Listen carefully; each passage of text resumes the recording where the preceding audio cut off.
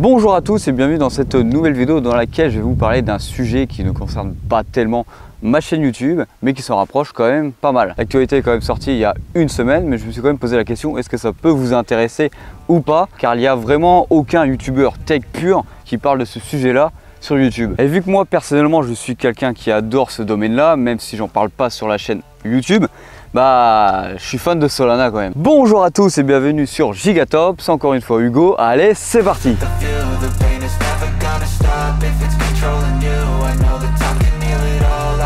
Alors dans cette vidéo, on va parler d'un téléphone Web3. Celui-ci a été présenté le 23 juin par le CEO de Solana Labs. Alors pour éviter d'écorcher son nom, il s'appelle Anatoly Yakovenko. J'espère que je l'ai bien prononcé. Et lors de cette présentation, qu'est-ce qu'il a fait, ce petit loustic? Il a sorti, ou en tout cas présenté, la Solana Mobile filiale. Alors c'est une filiale de Solana Labs et à la suite de cela, ils ont donc présenté le Solana Saga. Et tu vas me dire c'est quoi le Solana Saga? C'est un smartphone Android. Et là tu as une autre question, je parle bien sûr pour ceux qui ne connaissent pas Solana. C'est quoi Solana Labs? Pour la résumer mais vraiment très court, c'est pas ça du tout. C'est ceux qui gèrent la blockchain Solana. Du coup pour les caractéristiques de ce téléphone, on serait sur un téléphone OLED de 6,67 pouces associé à 12 Go de RAM avec 512 Go de stockage et un processeur Snapdragon 8 Gen 1. Là tu vas me dire on est passé rapidement sur les caractéristiques du téléphone. Oui, on n'est pas passé sur l'appareil photo, quel était réellement l'écran derrière, quels sont les capteurs photo, etc. Parce que c'est pas le plus intéressant dans ce téléphone là, parce que là c'est les caractéristiques d'un téléphone classique haut de gamme. Alors le prix et le lancement de ce téléphone, ce sera autour des 1000 €, autour du millier d'euros. Et celui-ci est précommandable dès à présent sur le site de Solana Mobile.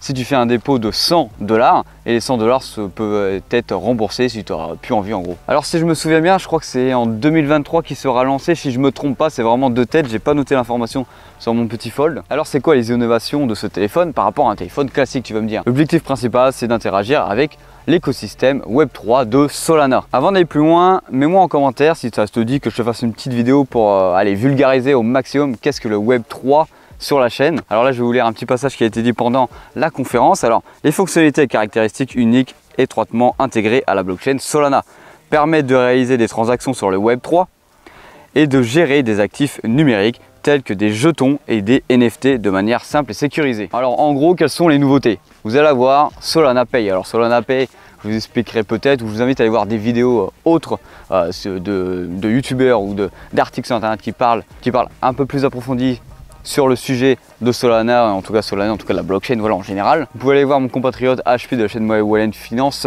que vous avez déjà vu sur la chaîne YouTube. Il est déjà vu plein de fois en interview et tout, etc. Ce sera en description bien sûr si tu veux aller en savoir plus. Alors du coup, Solana Pay, c'est quoi? C'est une solution de paiement, bien sûr. Pour la résumer, vous allez avoir un magasin d'app mobile décentralisé. Comme haute fonctionnalité, vous allez avoir la seed. Alors la seed, c'est quoi? C'est la phrase qui permet de sécuriser nos wallets. Vraiment, c'est vraiment résumé au maximum. Donc elle sera stockée dans un coffre-fort. Tout cet ensemble sera sécurisé par un chiffrement AES. Du coup, pour l'ensemble, c'est un portefeuille de crypto-monnaie spécialement conçu pour le mobile. À la suite de cela, qu'est-ce qu'ils ont annoncé d'autre? C'est le Solana SDK. Alors c'est quoi? C'est un outil complètement destiné aux développeurs pour pouvoir développer des applications sur l'écosystème. Solana a alloué environ 10 millions à sa filiale Solana Mobile pour la création d'applications dessus. C'est bien beau, depuis tout à l'heure je te parle d'un simple téléphone sur Android avec quelques fonctionnalités en plus, mais est-ce que c'est vraiment une révolution par rapport à ce qui est déjà sorti ou ce qui est sur le marché? On a pu voir que chez HTC, une marque que franchement j'avais kiffé, avait sorti il n'y a pas très longtemps que ça l'Exodus 1, qui était le premier téléphone avec un nœud complet de Bitcoin,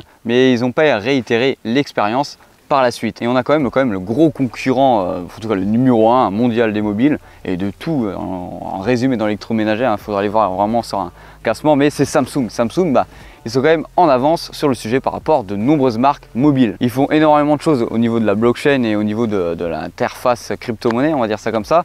Comme par exemple là, il y a quelques semaines, ils ont quand même sorti Samsung Wallet qui regroupe énormément de choses. Alors franchement, j'ai vraiment hésité de faire ce sujet là sur ma chaîne YouTube, car je sais très bien que ça peut en intéresser vraiment très peu, ou en tout cas ceux qui s'intéressent par les Web3, qui veulent quand même s'informer sur les prochaines technologies qui arrivent dans le monde, en tout cas l'avenir. En tout cas moi c'est ce que je pense, et surtout qu'on parlait d'une blockchain. En tout cas Solana, moi que j'adore, je suis bullish, ça fait 2 ans que je suis dessus, dedans, et que j'adore vraiment le projet depuis le départ. Si vous avez des questions en commentaire, n'hésitez pas, j'essaierai d'y répondre. Je ne suis pas un expert dans le sujet, j'essaie quand même de vulgariser les choses. On va dire que je comprends le principal. Comme je vous dis par rapport à tout à l'heure, n'hésitez pas à aller voir la chaîne de HP de My Wallet Finance. N'hésite pas à t'abonner, à liker. C'était Hugo sur la chaîne Gigatop. Allez, bisous!